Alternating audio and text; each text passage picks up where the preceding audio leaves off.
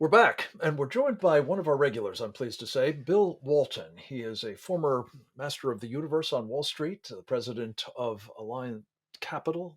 He is also, these days, the host of a terrific podcast, televised podcast.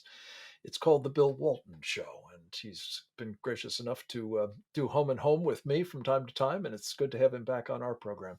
Bill, thanks so much for joining us again. Great to see you, Frank.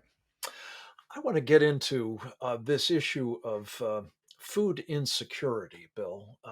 We're seeing growing signs that the conflict in Ukraine and the repercussions of it, both for Ukraine and for Russia, as a result of kind of the economic warfare that the Western world has now been retaliating with against Russia for this invasion, is having ripple effects through the markets, notably for wheat, but also for fertilizers. It turns out we are very heavily dependent upon places like Russia, and for that matter, China, even Belarus, for various kinds of fertilizer. What are the implications of all of this as you see it for, well, us, but also an awful lot of other places on the planet? Well, once again, we're seeing the results of the lesson we learn over and over again about how the political class does not understand the economic world and how interrelated all our economic relationships are from country to country, industry to industry. And what's happening in this specific case is they've discovered to their shock that Ukraine, which I think everybody already knew is the sort of the breadbasket of the world in terms of wheat production, but also that Russia is one of the world's largest suppliers of the key nutrients that go into food production, and specifically potash, and the other one is phosphate. And the other thing is that a lot of the nitrate that we see in our food and our, as part of the supplements to make it grow better is made from natural gas, also supplied by Russia. And we're seeing all these we're all seeing all these supply chain shortages in these critical ingredients and a lot of others. Mhm.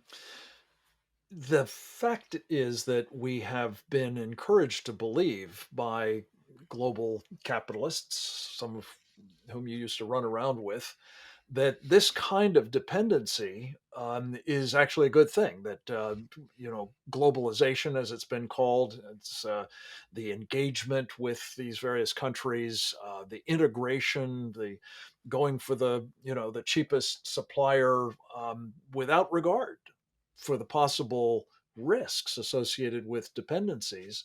We're now calling them supply chain dependencies, but dependencies of any kind is a good idea. It certainly seems to be becoming a cropper across the board, and not just with respect to food or the stuff that goes into making it, but flat screens and steel and rare earth minerals.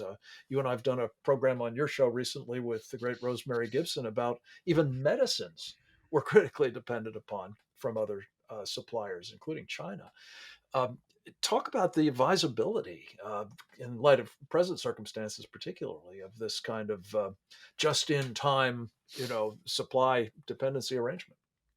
Well, you and I both remember Tom Friedman's incredibly naive book, "The Earth is Flat" or "The World is Flat." I don't remember Right. the exact phrase, but Earth, the I think, notion yeah. was that we'll have this globalist international world order, and we can function economically as if there were no borders or if there were no differences among cultures, and that everybody would just be singing this happy kumbaya globalist song. Well, what we're finding out now is that was always an illusion, and it's really an illusion. And we've had multinationals, big major multinationals, think in terms of managing their supply chain. The phrase was just in time, which was that you wanted to keep your inventories quite low and manage your investment in inventory by not having much available, knowing you could get it from some other country when you needed it. Well, now we know that's not true, and people are beginning to see, gee, that's the wrong phrase. We need to think of terms of supply chain and supplies as just in case. And in this instance, the just in case is, well, just in case we have Ukraine invaded by Russia, what's that going to do to all of our relationships?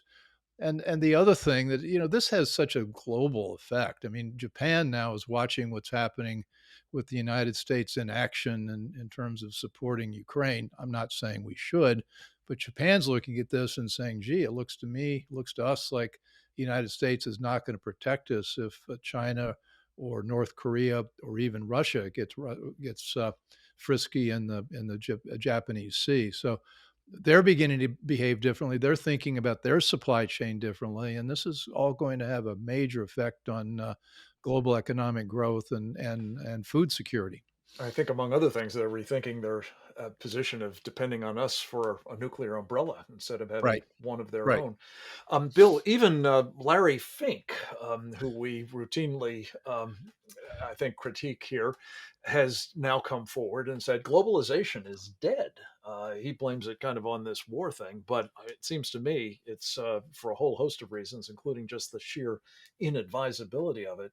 And yet we're hearing from the Larry Finks of the world and the Klaus Schwabs of Davos, the World Economic Forum, and the like, that, oh, no, no, no. Now what we need is a great reset that will take their word for how the world ought to be structured going forward. Um, your thoughts on taking any further advice from these characters, Phil? Well, thankfully, I didn't take much advice from them Yeah, before, and most of us shouldn't right. either then or now or in the future. Frank, the effect of the globalists and the elites on what's happening to ordinary people is just stunning. I mean, take a look at the embargo or the shutdown on sales of materials and supplies to Russia. Well, who does that fall hardest on? Mm. It doesn't fall hardest on the big multinational companies. It falls on the smaller, medium-sized, smaller companies that are maybe supplying subcomponents to the Russian technology industry, and there are a lot of them.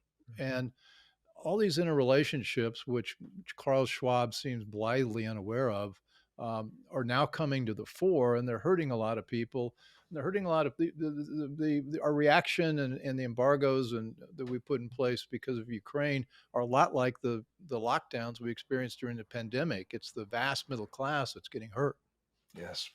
And unfortunately, it's likely to be a lot more people, especially if the world starts getting reordered along the lines, which it seems the Davos crowd is all about, of the Chinese model and their ideas of how those kinds of dependencies, basically entirely on China, will sort out for the rest of the world.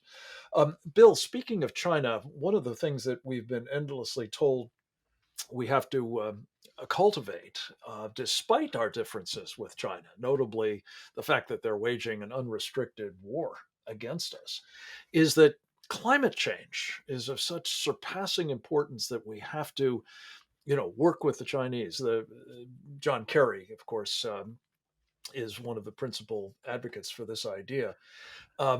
Seemingly, to my way of thinking, every bit as dubious a proposition as the Great Reset. But at the same time that that is being bruited, we're hearing that the Securities and Exchange Commission here in the United States is now going to use its regulatory power essentially to cram down the throats of American corporations the sort of climate change radicals agenda.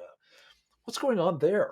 And as you know, lived and breathed that Wall Street stuff, what are the implications, would you say, for that business sector of our country?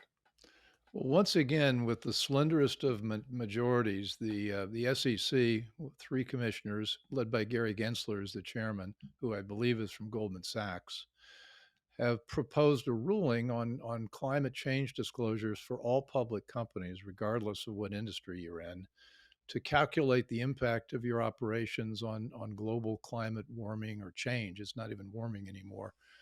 And the costs of this are enormous. Just the compliance costs are going to be or will be 10 to 15 billion dollars. But the real consequence of this is every company is going to be concerned about disclosing in its footnotes, what it's doing pro or con climate change, and it leaves them open to every activist hedge fund and climate change person out there that wants to wreak havoc. And if you're sitting in the seat of most CEOs, they're saying to themselves, well, gee, I don't want to get into all that. Maybe we just ought to cut back on our investment in things that are related to fossil fuels. And so they're getting at this not directly through some regulation from the EPA or whatever, but through the SEC. And as I remember it, the SEC was supposed to protect individual investors. Instead, in mass, it's harming individual investors, and it's only going to get worse. Well, uh, just to keep up our pace with Larry Fink, we have to recognize that he is one of those who is driving this train on the business side, using the Well, power, the enormous wealth of his but company remember, BlackRock he to force this through. makes his money skimming fees. He's got 10 trillion under I management, understand. but his wealth is not dependent on necessarily the compound rate of return on that 10 trillion. It's the fees he can collect from managing the money.